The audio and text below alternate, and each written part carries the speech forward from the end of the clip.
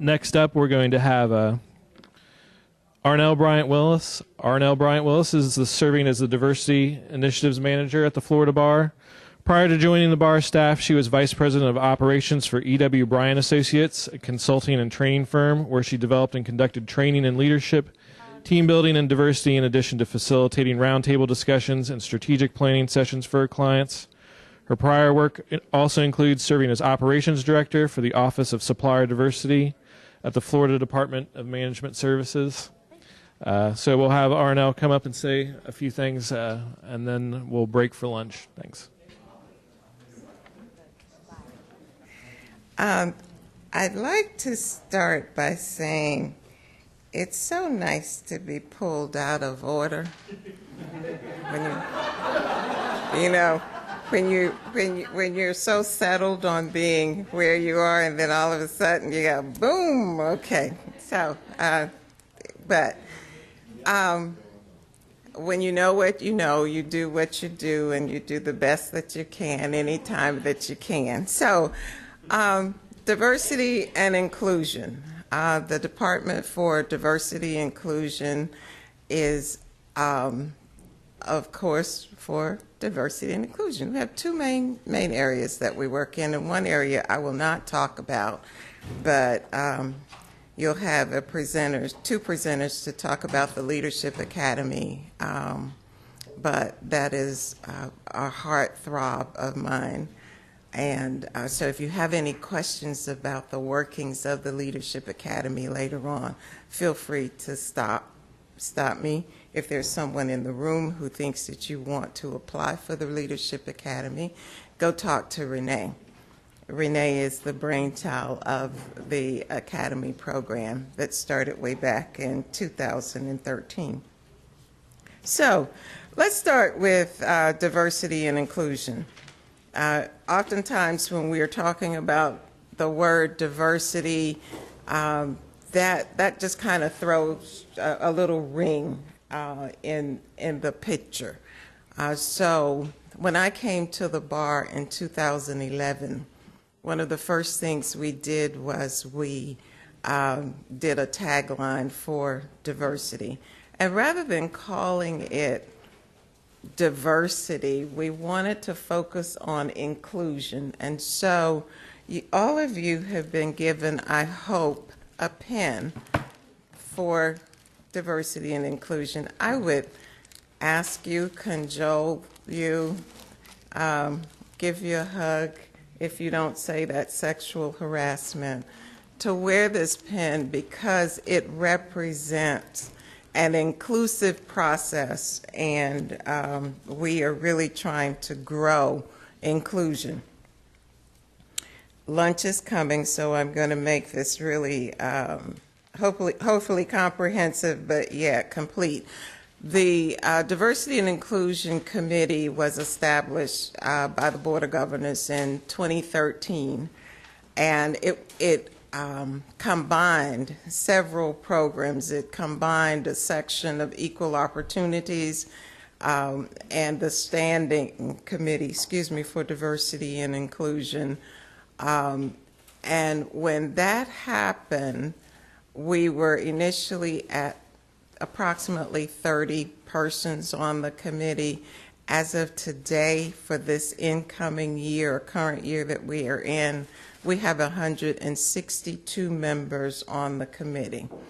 A little bit more than a committee, but that's what it's called. It's called a committee. And there is no limit. Anyone who requested on their committee preference form, and then President-elect Michelle Sescara decided that she wanted to place them on the committee. That's exactly what she did. A number of people request to stay on the committee, and they come back again and again and again. So with that being said, the work of the committee really needs your help. As section leaders, we have asked, and the Board of Governors in the strategic plan asked, that the sections have a representative on the committee, of your section. You come, you represent your section, and we exchange information. We share in the things that we do.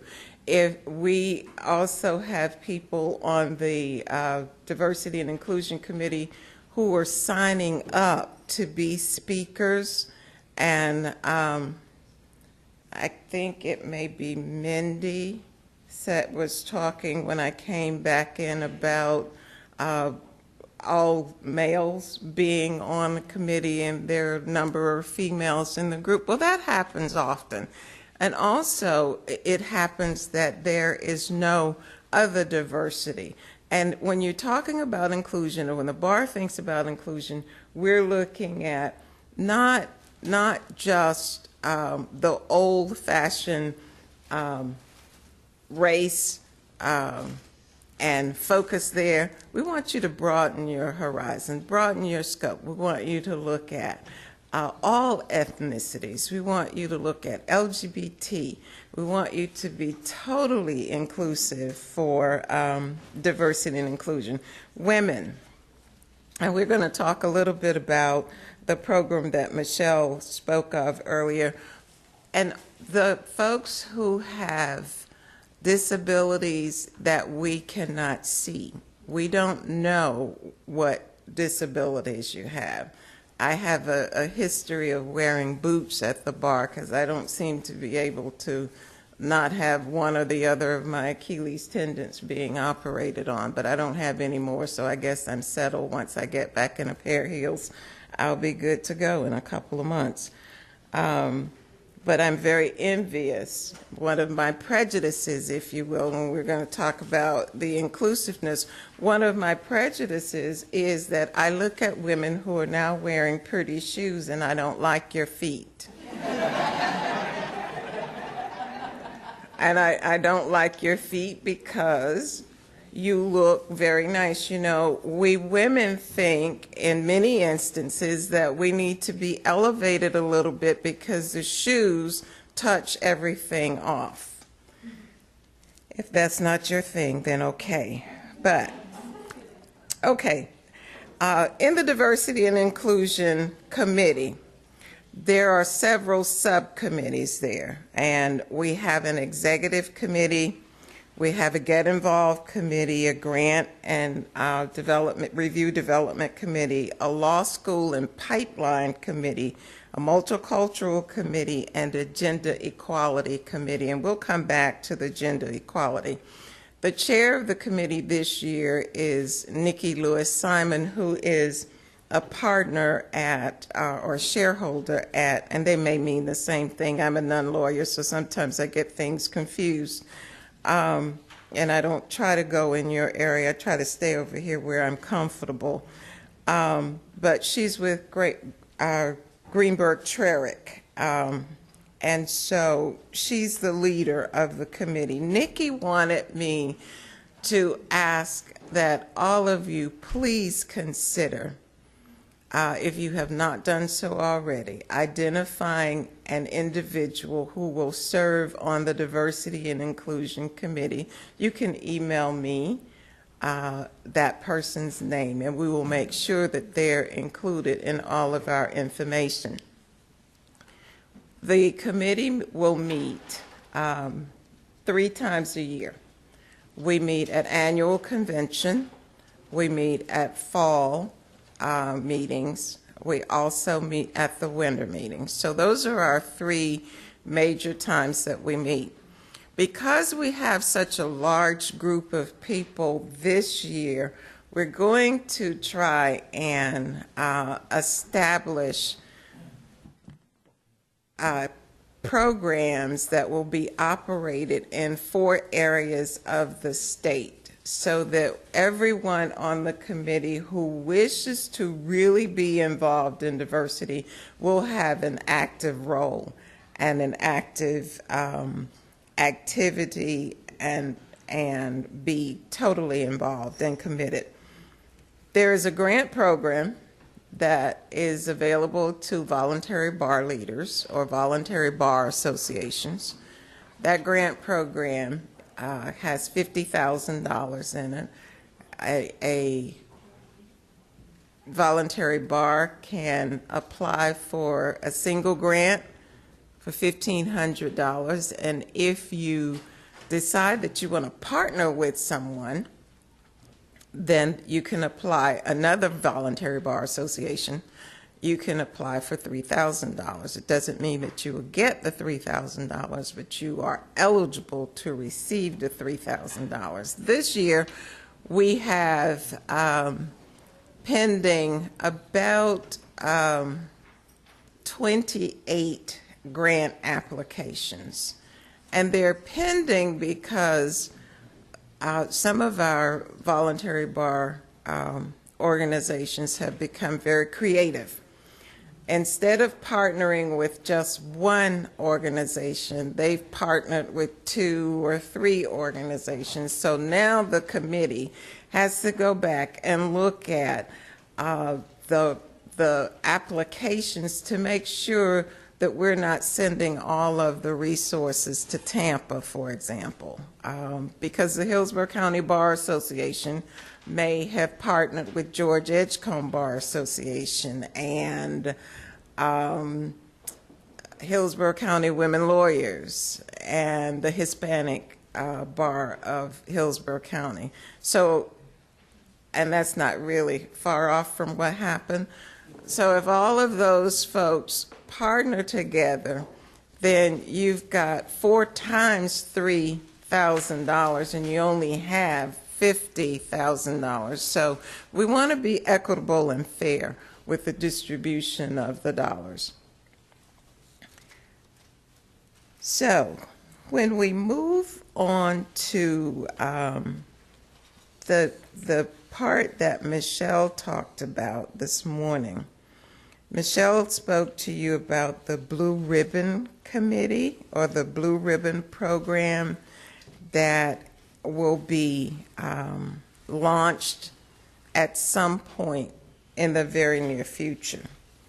The Blue Ribbon Committee is the program for the Blue Ribbon Committee is a result of the gender bias study that Young Lawyers did. And the Board of Governors, through different presidents, have said, we want you to take on the responsibility of these projects. And there were 12 recommendations that came out of the initial committee that was appointed by then President Schifino. So that I don't get anything confused and I'm very clear on what the application for the Blue Ribbon Program is, I'm going to read to you just one paragraph.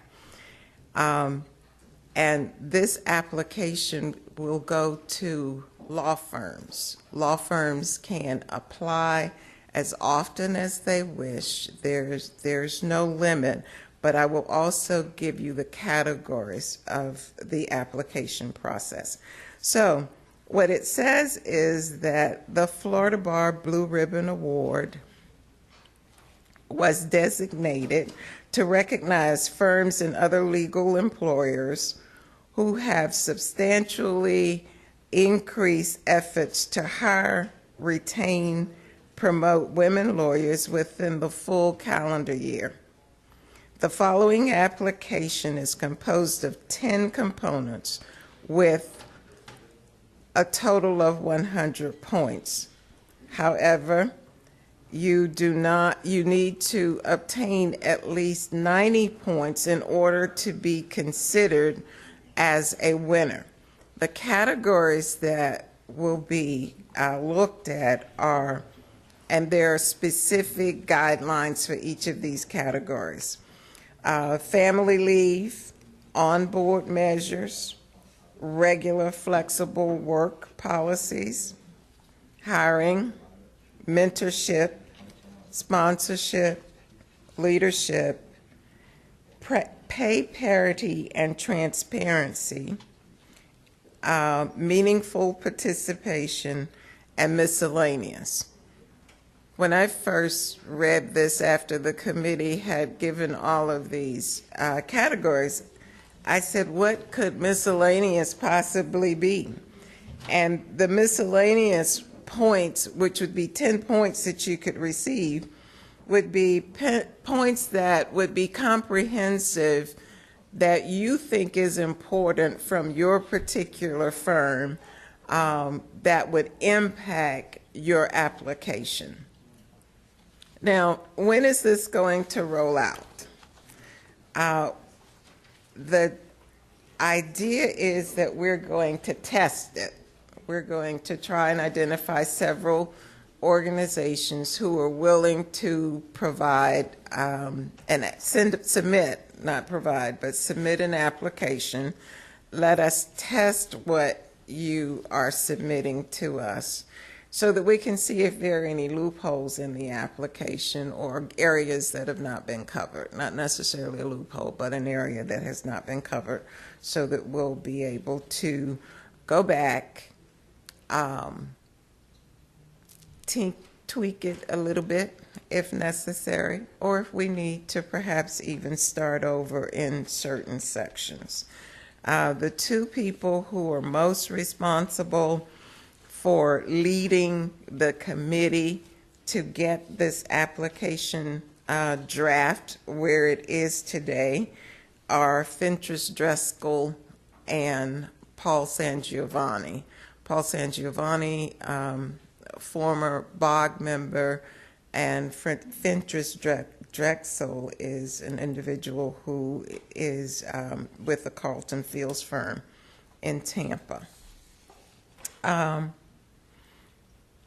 In closing, since lunch is over there smelling and staring at everybody, I would just like to really encourage you to do a couple of things. The first thing is to promote diversity and inclusiveness throughout the bar. Encourage those individuals who are too afraid to step up to the table or ask someone how they can get involved. All of you started somewhere. Many of the young lawyers that we have in the Leadership Academy, they started in the Young Lawyers Division, but they never perhaps went because they just was unsure of themselves. So as a seasoned attorney, please assist those who are not as comfortable in their craft as you are to begin to become involved in the Florida Bar and all of its programs. I won't ask you if you have any questions because I know that you're ready for lunch.